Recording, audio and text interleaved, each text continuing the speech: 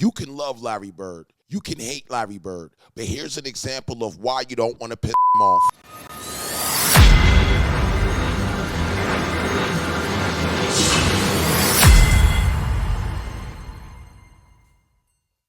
Charles Barkley had a handwritten letter delivered to Bill Laimbeer before playing a game against him. And it said, "Dear Bill, f*** you. Sincerely, Charles Barkley." And Yeah, that's what I love about basketball in the back in the day. You can do this and not get fined, and it's just, it's the love of the sport, man. First off, who is your favorite team? Who is your favorite team? And let me hear a Larry Bird story in the comments, man. One might expect they got into a fist fight that game. And now Barkley gets into it, and he is Laimbeer. Punches throw. Robert Parrish, who got into a fight with Laimbeer 3 years in a row, was questioned about Bill Laimbeer. He said, "I was always taught, if you can't say something nice about someone, then don't say anything at all. So I'm saying nothing at all." If y'all want me to react to that right there, tell me something about that. And if you were at that game, let me know about that game with Laimbeer. Nobody hated Bill Laimbeer more than Larry Bird. I never really ever liked Laimbeer in any social situation. No. Yeah. And it's because he was a dirty player. The 80s, when I played, there was a lot of cheap shots. If you go back and watch the Pistons playing against Chicago, I mean, Michael and Scotty were getting pounded. And a lot of it happened after the whistle. Like you're going in and you get fouled, and the guy goes ahead and tries to, that's a free foul. Bro, he tripping. Horn, he'd hit you and all that, but he'd hit you, you know you're going to get hit. Yeah. But he didn't try to maim you. Right. Bill tried to hurt you. Wow. Got it back, so they reset it at 5. Laimbeer. He dirty.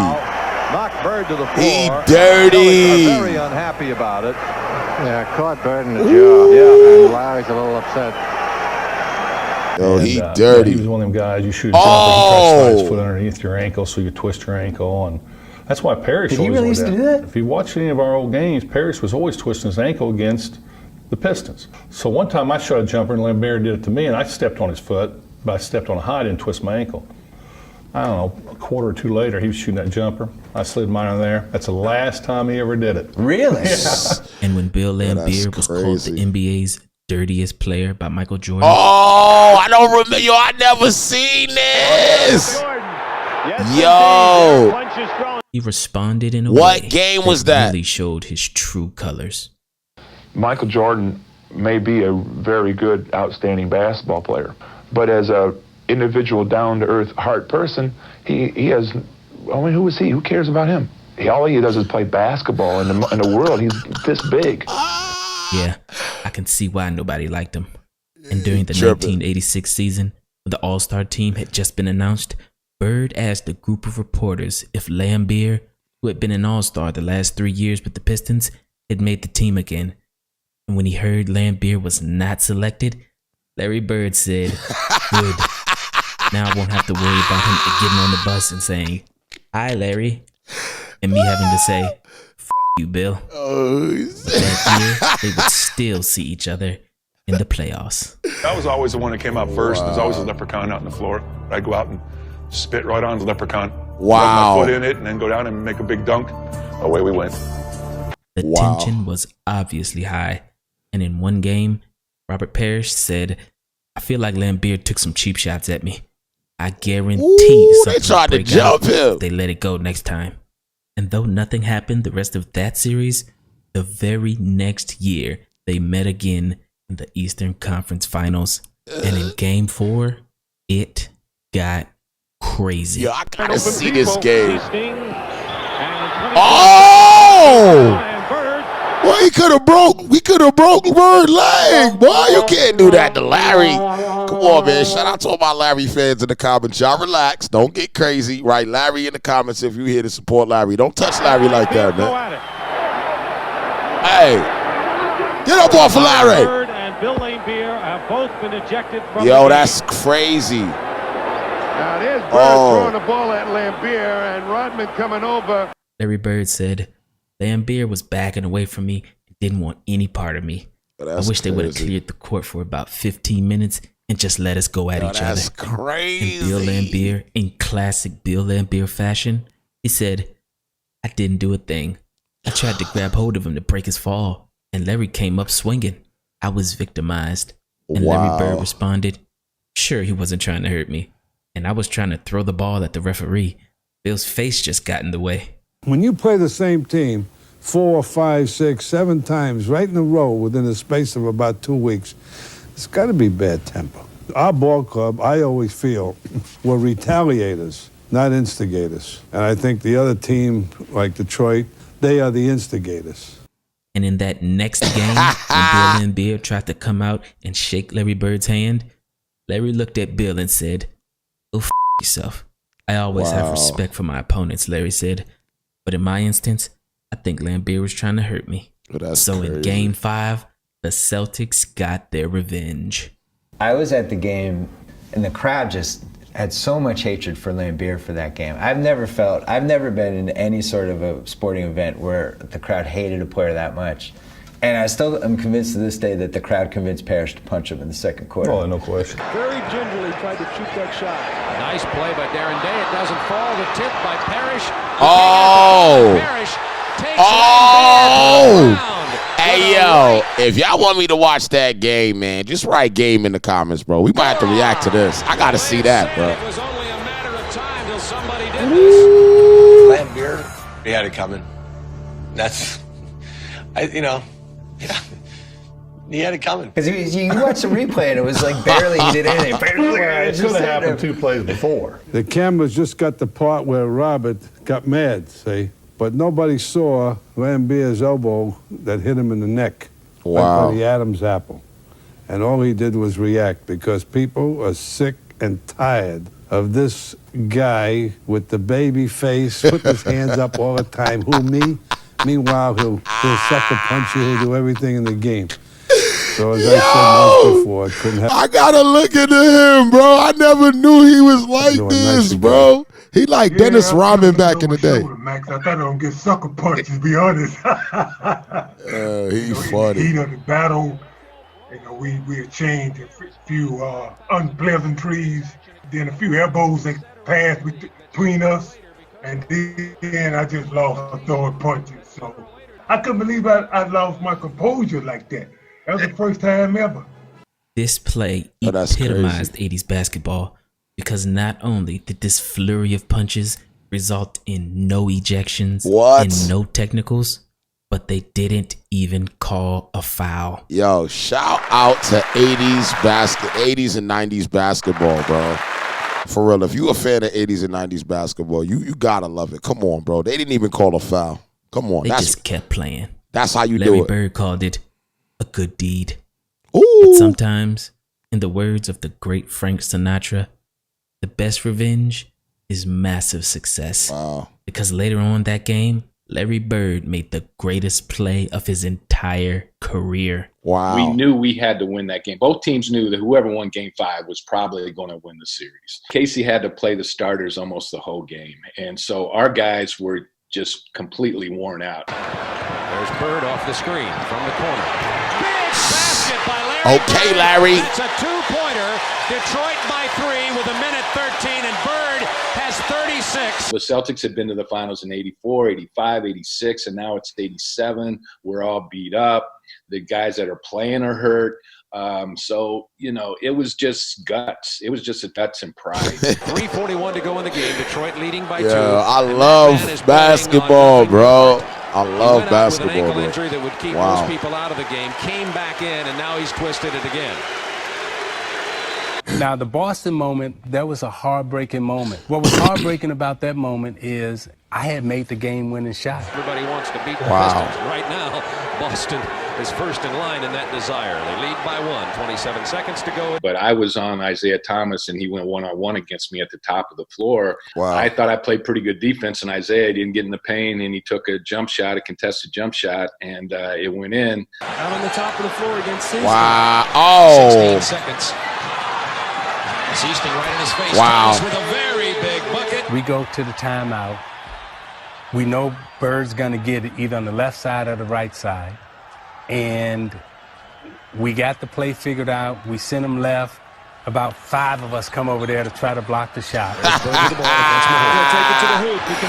You can't stop Larry. Oh.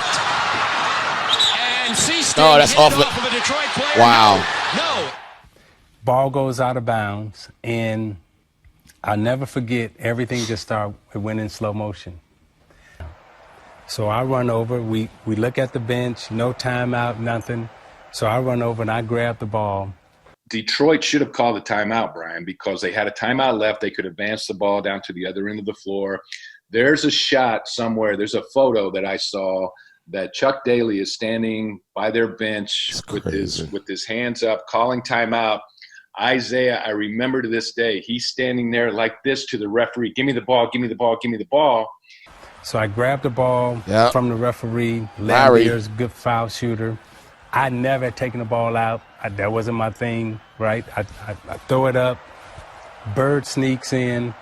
I didn't even see him. Bird was moving right when he was inbounding the pass. And when you look at it from a couple different film angles, I mean, he threw it right to him on the move. And I had my back to where he was stealing the ball. So when I turned around, I was probably more shocked than anybody in the whole stadium that Bird had the ball in his hands. McHale got a shot, though. This is probably one of the most incredible plays that's ever happened against me and that probably I've ever witnessed. That's from crazy. An athletic standpoint, 2 people being in sync and just Bird just playing every second. And that's what the Celtics taught us, to play every second. This is so not dope, to play 47 and a half minutes, but to play a full 48.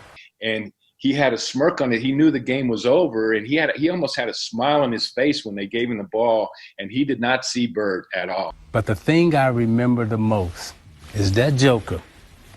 Yo, this is crazy. This is the out-of-bounds line. That Joker caught the ball, and in my mind, I'm like, okay, he going out of bounds. That dude did this, like a ballerina, right? And if you go back and you watch the play, that dude is on his toes. The baseline is right up under his toes. And in my mind, he must have stood there for about 5 seconds because everything was going in slow motion in my mind, right? And then it's like, McHale grabbed that. Damn, I ain't doing that. That's crazy. And then DJ, out of nowhere, right? Right. They are so in tune. They are so in sync. He catches Bird hits him. He catches the basketball, lay it up. I thought it was McHale. Oh, I thought it was McHale. Okay. That's crazy. That was crazy. I'm walking to the huddle, and as I come back out of the huddle, right, we try to take the ball out of bounds or whatever. Larry walks by and he goes, wow. Yeah, that's crazy. Right? I'm like, The Celtics won that series in 7 games. And when Bill Laimbeer tried to shake Larry Bird's hand again, Larry just ignored it and walked straight through it. Larry Bird said, I don't like Bill Laimbeer. Why should I shake his hand? Facts. Even Isaiah Thomas, who was Bill Laimbeer's teammate for 11 years on the Bad Boy Pistons, had this to say about him. To tell you the truth, if I didn't know Bill, I wouldn't like him either. And when the Celtics retired Larry Bird's jersey in 1993, that hatred was still there. Wow. Thank you. That's crazy. Seems like a perfect night. I mean, except for the fact that Bill Laimbeer couldn't be here.